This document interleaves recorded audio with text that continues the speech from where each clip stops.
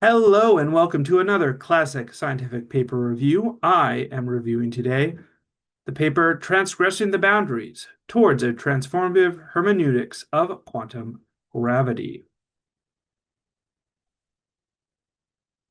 So, the citation for this article is it was by Alan Sokal, and it was published in Social Text in 1996. And so, you might not if you know about this paper, you know what's going to come next. If you don't, you might be surprised. But this is actually a hoax paper. It was published in Social Text, and it purported that quantum gravity was a social construct. And really, to give it, to give you a feel for really what the article read like, I've gone through with some sample text. Like, it is thus become increasingly apparent that physical reality, no less than social reality, is at bottom a social and linguistic construct. Or how about this? Quantum gravity, as we shall see, the space-time manifold ceases to exist as an objective physical reality. Geometry becomes relational and contextual. And the foundational conceptual categories of prior science, among them existence itself, become problematized and relativized. How about this? However, these criteria, admirable as they are insufficient for a liberatory postmodern science. They liberate human beings from the tyranny of absolute truth and objective reality, but not necessarily from the tyranny of other human beings. And, we could go on like that. And so, yeah, it was published, and shortly after the fact, it was sort of revealed that it was in fact a hoax. And so, I would say this paper was very important about sort of academic rigor, intellectual rigor, especially when it comes to sort of one of these on sort of the humanities side of things.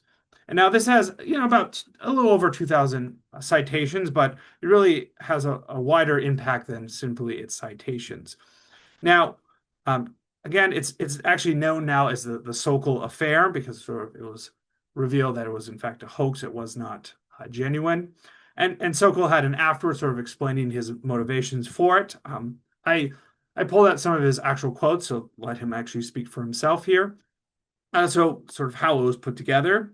He says, like the genre is meant to satirize, myriad exemplars of which can be found in its reference list, my article is a melange of truths, half-truths, quarter-truths, falsehoods, non sequiturs, and syntactically correct sentences that have no meaning whatsoever. Sadly, there are only a handful of the latter. I tried hard to produce them, but I found that, save for a rare burst of inspiration, I just didn't have the knack.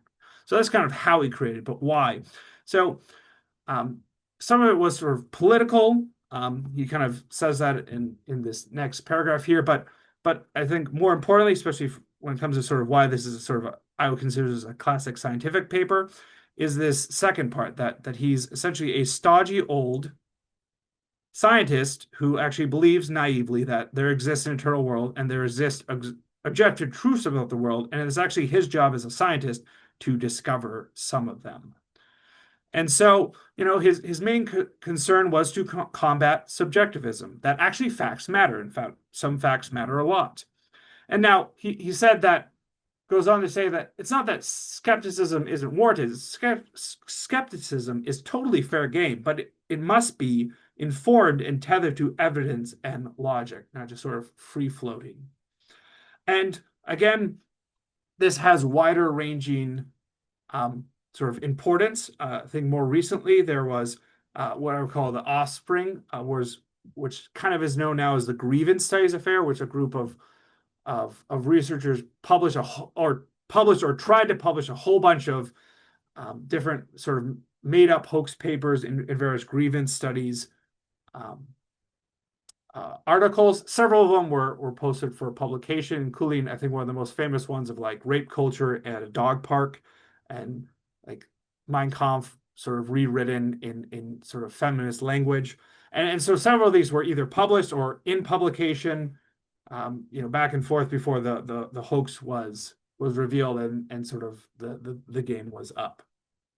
So, anyways, that is Transgressing the Boundaries. I think it was a classic paper in the sense of, yeah, boundaries between sort of like what real intellectual rigor goes into real papers and sort of what can be gamed to sort of play to ideological fantasies, ideological sort of whimsy, really needs to be examined. And the fact that this paper was published at all, despite the fact of being complete and intentional nonsense, really says something about um, certain disciplines and how they need to be more rigorous and more attuned to the fact that, you know, there are objective proofs about the world, and it's our job as researchers, as people, to discover some of them. Thanks for this latest iteration and joining me for Classic Science Papers. See you next time.